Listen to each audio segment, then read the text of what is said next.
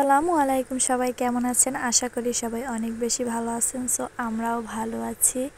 যে ঘুম থেকে আজকে একটু সকাল সকাল উঠলাম, উঠে দেখি যে খুবই সুন্দর একটা পরিবেশ। এরপরে বাচ্চাকে একটু পড়ালাম, কারণ সে বাড়িতে এসে একটু লেখাপড়া করতে চাচ্ছে না, শুধু সারাদিন খেলাধুলা নিয়েই ব্যস্ত থাকে এবং রোদে রোদে ঘুরে ঘুরে একদম কালো হয়ে যাচ্ছে সে, যেহেতু এদিকে এমনিতেই লবণ পানি।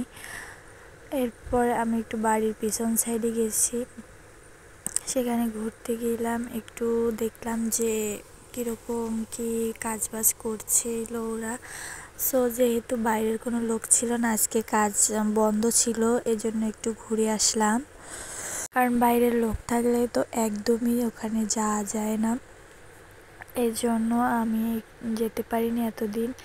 এরপরে যে এই ফুলটার কালারটা আমার এত বেশি ভালো লাগে, ছোটোবেলায় দিয়ে আমি নখ বানাতাম, আঙুলে পরে পরে বলতাম ডাইনির নখ, এরকম একটা খেলতাম। সো সেটাই দেখছিলাম আর ওদেরকে বলছিলাম আমি, ওরাও এরকমটা খেলে। এরপরে আমি দেখলাম যে ছোট ছোট খেজুর হয়েছে গাছে, সেখান থেকে আমি কিছুটা খেজুর ছিঁড়ছিলাম, পারতেছিলাম না, তারপর অনেক কষ্ট করে ছিঁড়ে নিয়ে আসলাম। এটা আগে আমরা এর ভিতরের শ্বাসটা খেতাম, নরম নরম, খুব ভালো লাগতো। সো সেজন্য একটু পেরে নিয়ে আসলাম। এরপরে দেখলাম যে আম গাছে অনেক পরিমাণে আমের আম ধরেছে, যেহেতু এখন বোঝা যাচ্ছে না, কারণ অনেক ছোট ছোট আছে, কিছু কিছু বড় বড় আর কিছু ছোট ছোট। সো ইনশাল্লাহ বড় হলে ভিডিও দিব, তখন দেখবেন অনেক বেশি আম হয়েছে। আর এখানে আমি আমার এক জায়ের বাড়িতে গিয়েছিলাম, সেখানে দেখলাম ছোট ছোট লেবু, মানে ছোট গাছে অনেকগুলো লেবু হয়েছে তাদের বাড়িতে, খুবই সুন্দর লাগছিল। আর এই বাড়িটায় গেলে আমার অনেক বেশি শান্তি লাগে, কারণ এরা মানে একদম তাদের বাড়িটা বাতাস, একদম ঠান্ডা বাতাস আসে এই দিক থেকে, এই যে খুবই ভালো লাগে এখানে দাঁড়ালে, বাতাসে একদম প্রাণটা ঠান্ডা হয়ে যায়, মনে হচ্ছে যেন আমি এসির ভিতরে, এরকমের একটা ফিল হয়, খুবই ভালো লাগে আমার কাছে এই বাড়িতে গেলে। আর আমরা রমজানটা আমাদের অত বেশি ভালো যাচ্ছে না, কারণ গত বছর সবাই একসাথে আমরা ইফতারি করতাম এবং সেহরি সব কিছু একসাথে ছিল, খুবই ভালো লাগছিল। কিন্তু এবারে আমরা বাড়িতে আর ওরা খুলনায় আছে, ভালো লাগছে না, আবার ভালো লাগছে, কারণ এদের সাথে তো কখনোই রমজান ওভাবে কাটানো হয়নি। সো এজন্য একটু মন খারাপ, একটু ভালো লাগা নিয়ে আছি। সো তারপরে সেখান থেকে আসার পরে বাবু বলছে যে একটু পাস্তা খাবে, এজন্য আমি একটু পাস্তা রান্না করে দিচ্ছিলাম, একদমই নর্মালভাবে, একটু ডিম, কাঁচামরিচ এবং লবণ এবং ম্যাগি মশলা আর পাস্তার ভিতরে যে মশলাটা ছিল তাই দিয়ে রান্না করে দিলাম, আর খেতে ভালোই হয়েছিল। সো এভাবে খেয়ে দেখবেন, খারাপ না, ভালোই লাগে।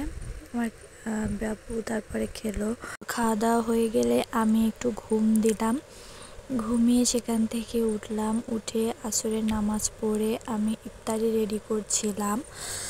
যেহেতু আজকে বেশি ইফতারি আইটেম ছিল না, খুবই অল্প কিছু, আগের দিন বাজার থেকে আনারস আনছিল, সেই আনারস ছিল, সেটা কেটে দিলাম, তরমুজ কেটে দিলাম, ছোলা এবং চানাচুর, মুড়ি এগুলো, আর ছিল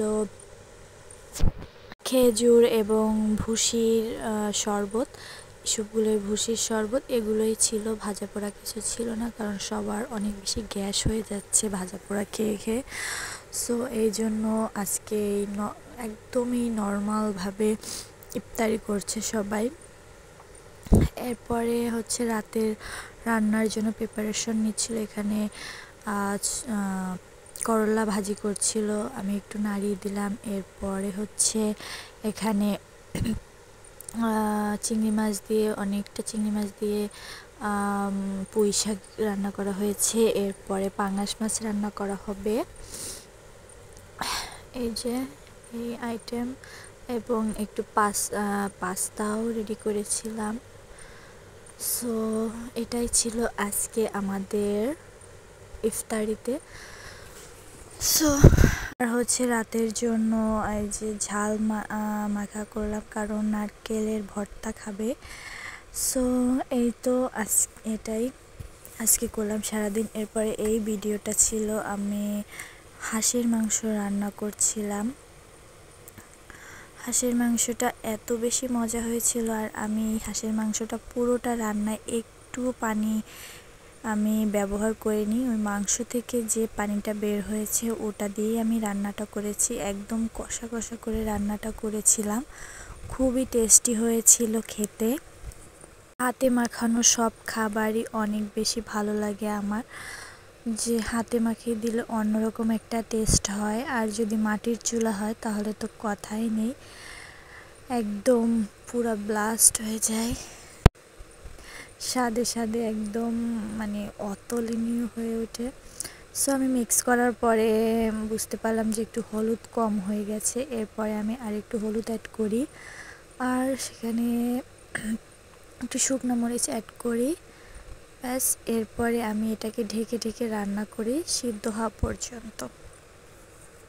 আপনারা কে কোথায় ঈদ করবেন অবশ্যই কমেন্টে জানাবেন। বাবার বাড়ি না শ্বশুর বাড়ি, কিংবা নিজেরা একারা, মানে কোথায় কে ঈদ কাটাবেন অবশ্যই কমেন্টে জানাবেন।